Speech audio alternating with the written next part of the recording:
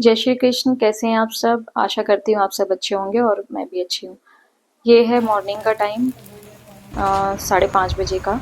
और बस बच्चों का लंच तैयार कर रही थी, चीला बना रही थी। आप कहेंगे कि चीला पहले भी बना रही थी, तो क्या है, बच्चों को बहुत ज़्यादा पसंद है इसलिए। और लंच का तो ऐसा है कि वही चीज़ हटाइए बनानी काले पड़ती अपना। है जो बच्चों को पसंद हो। और आजकल इस इतने ज़्यादा इंस्ट्रक्शंस रहते हैं स्कूल में कि लंच में आप मैगी हाँ, पास्ता ये सब चीज़ें खोल नहीं ले जा दिखाओ। सकते हो। और बहुत अच्छा भी है क्योंकि हेल्थ के लिए अच्छा नहीं होता है ये सब। तो ये सब चीज़ों को ध्यान में रखते हुए मतलब ब्रेकफास्ट देना पड़ता है इन लोगों को। तो यहाँ पर मैं ट्रांसपोर्ट के लिए बात कर रही थी विधि का। एक्चुअली मैं अभी तक छोड़ने जा रही थी उसको क्योंकि क्लियर नहीं हो पा रहा था। तो अब वो बस से जाएगी। तो बस मैं उसी से बात कर रही थी कि वो कहाँ पर आएगा, कहाँ छोड़ना है, क्योंकि हमारे यहाँ पे थोड़ा बीच में रास्ता बंद है, कुछ काम चल रहा था। तो और यहाँ पे बैठे बैठे मैं मोबाइल पर अपनी वीडियो एडिटिंग कर रही थी। जैसे टाइम मिल जाता है उस हिसाब से करती रहती हूँ, क्योंकि पहले सिस्टम पे करती थी मैं, लेकिन अभी वो थोड़ा ख़राब है, बनने के लिए डला हुआ है। तो बस मैं लगी हुई थी मोबाइल पर, बीच बीच में जैसे भी टाइम मिलता है उस हिसाब से करती रहती हूँ। क्योंकि समझ सकते हैं आप, क्योंकि सब कुछ अकेले करना मतलब पर्टिकुलर एक टाइम निकाल के करना नहीं हो पाता है पॉसिबल। तो जैसे भी टाइम मिल जाता है उस हिसाब से मैं मोबाइल पे करती रहती हूँ। और विधि की चोटी करनी थी। विधि के एक्चुअली बाल पहले बहुत अच्छे थे, लंबे थे। बट इनको हमेशा जब मेरे पार्लर में कोई कटिंग के लिए आता था ना, तो ये हमेशा खड़ी हो जाती थी कि मेरी कटिंग कर दो। और इसने ऐसा करके 2-3 बार इसने ऐसे इसी तरीके से कटिंग करवाई अपनी, और अब छोटे हो गए हैं इसके बाल। बड़े बाल अच्छे लगते हैं, मुझे भी पसंद है और वैसे भी अच्छे लगते हैं, लेकिन पता नहीं क्यों इनका शौक था छोटे रखने का। तो मुझे अब तो इसके बाल बिल्कुल भी मुझे अच्छे नहीं लगते, इतनी लेंथ। और बच्चे चले गए हैं स्कूल, और यहाँ पे मैं दाल वगैरह रख रही हूँ उबलने के लिए। बाकी बाद में जब बच्चों के आने का टाइम होता है ना, तो उस टाइम मैं बघार देती हूँ, मतलब फ्राई उस टाइम करती हूँ।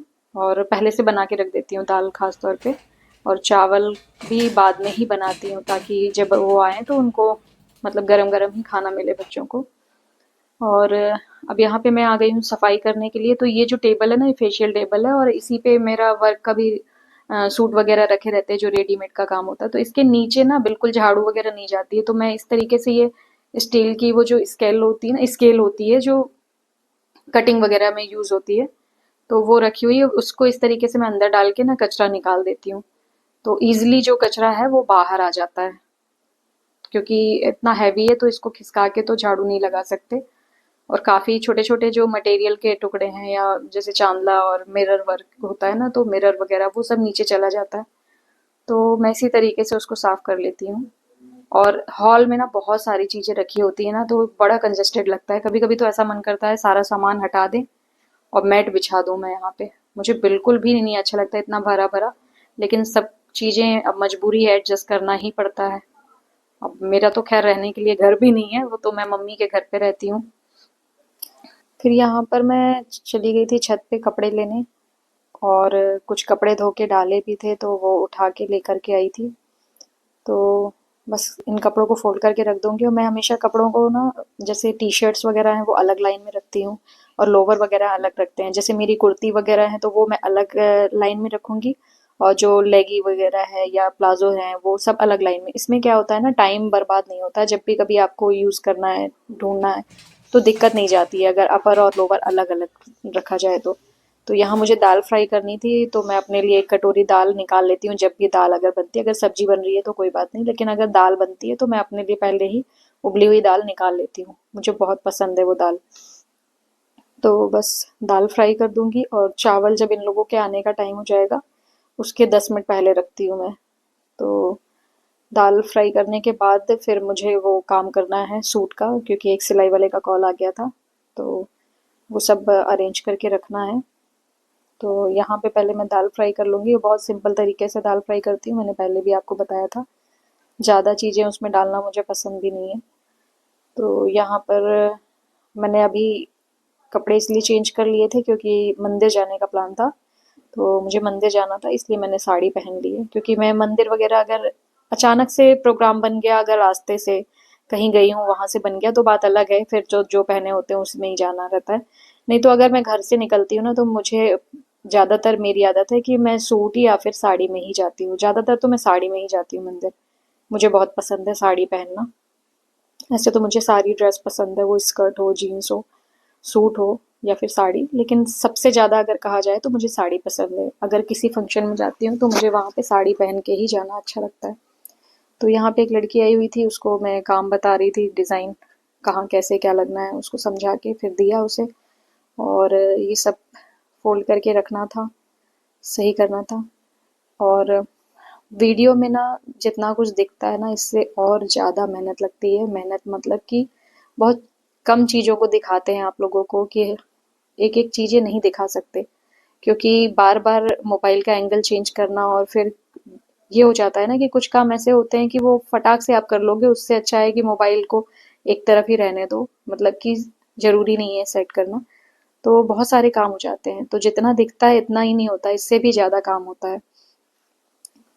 और इस तरीके से मतलब लिख लिए जाते हैं, जैसे जो भी जिसको काम देती हूँ ना, तो उसका नाम प्लस उनको कितने पीसेस दिए हैं और कलर, ये सारी चीज़ें क्या है याद रहती नहीं है, क्योंकि सब दिन भर यही काम करना होता है तो याद नहीं रहता है। तो इस वजह से इसलिए लिखना पड़ता है, क्योंकि अगर उसमें कुछ अल्टर है या कुछ कमी है या पीसेस में कम है, तो वो नाम से पता चल जाए कि ये कलर हमने किसको दिया था। तो सारी चीज़ें मैनेज करनी पड़ती हैं। पहले मैंने बहुत, मतलब कहना चाहिए मेरा लॉस हुआ है इस काम से, क्योंकि मैं बहुत हल्के में लेती थी इस काम को। और ये चीज़ सच है कि आपके साथ जो भी आपका नुकसान होता है और जो भी आपसे गलतियां होती हैं, जो भी आपको ठोकरें लगती हैं, उससे हमेशा आपको कुछ ना कुछ सीखने को मिलता है। क्योंकि जब तक नुकसान नहीं होता है तब तक हमको नहीं समझ में आता है कि हम क्या सही क्या गलत कर रहे हैं। तो ये सब चीज़ें ना मतलब लाइफ का एक पार्ट है, बहुत अच्छा होता है।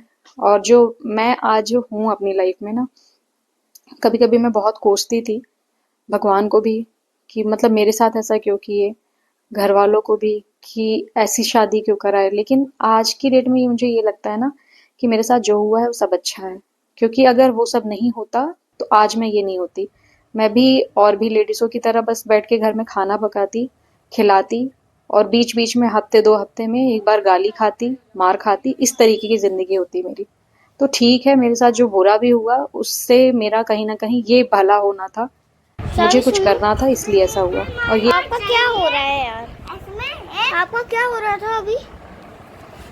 बताओ जरा, दिमाग खराब हो रहा था क्या? हाँ, इसलिए क्यों? एक 200 फ्रेंड मिली थी। एक 200 फ्रेंड मिली थी? हाँ, नहीं 200 पे नहीं, इतनी सारी फ्रेंड वाली वो चाहिए। वो चाहिए? प्लीज क्या? जो कि थोड़ी सी क्लिप थी, तो मैंने दे कहा दूँ, मैं दे आप दे लोगों के ना। साथ शेयर कर दूं। गो, तो चलिए फिर मिलूंगी हाँ आपसे गो। मैं एक नए वीडियो के साथ में। तब तक अपना और अपनी फैमिली का कोई ख्याल रखिए। जय श्री कृष्ण।